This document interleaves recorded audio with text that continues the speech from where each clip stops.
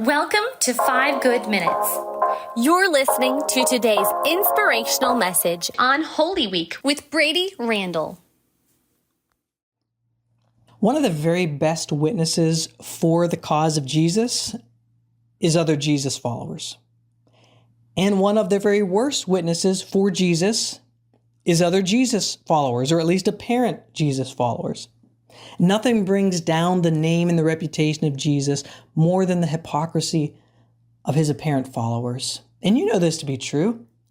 In fact, it might be one of the very things that turned you off of Christianity in the first place. Or it may have been the lifestyle of a Christian believer that you come to know that led you to be serious about your faith or to check out Jesus for the first time.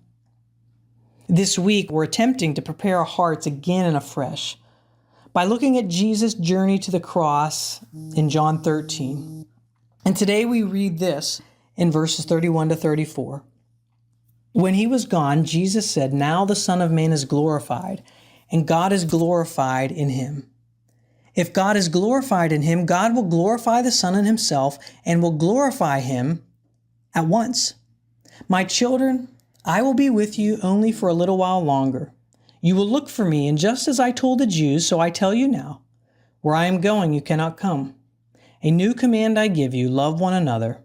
As I have loved you, so you must love one another. By this, everyone will know that you are my disciples, if you love one another." Now here Jesus is looking beyond the torture and the agony of the cross.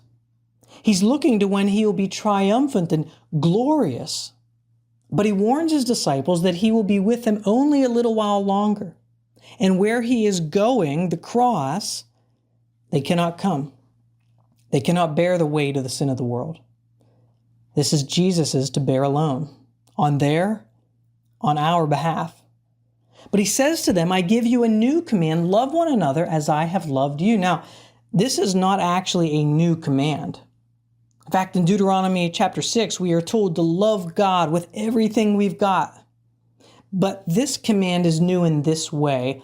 It was sacrificially modeled by Jesus' life, which he demonstrated here as he's washed the disciples' feet, sacrificing himself on a cross. And it's also new in the sense that it's only through Jesus, by the power of his Spirit, that can produce this kind of transforming sacrificial love. This love has to be produced within us, in other words. You can only conjure up so much love for a person.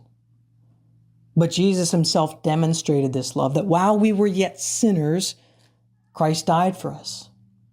And in the same way, Jesus says, this is how you are to love one another. This is how you're to love the rest of the world.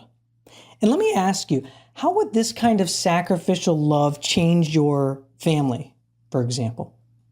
If everyone in your family tried to outdo one another by serving one another, what would that look like? How would that change a marriage?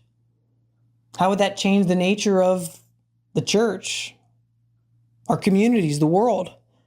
Jesus knew that this does change the world. A love that is dependent and modeled after him. In the same manner in which Jesus has loved us, he now invites, even compels his followers to love others in the same way. And this kind of love would blow the world away because it's a costly love. It's a laying down your life kind of love. It's loving people who don't deserve to be loved, who are not worthy of this love. But I pray that that really hits home today and this week, because neither you nor I are worthy of this kind of love just based on our own lives.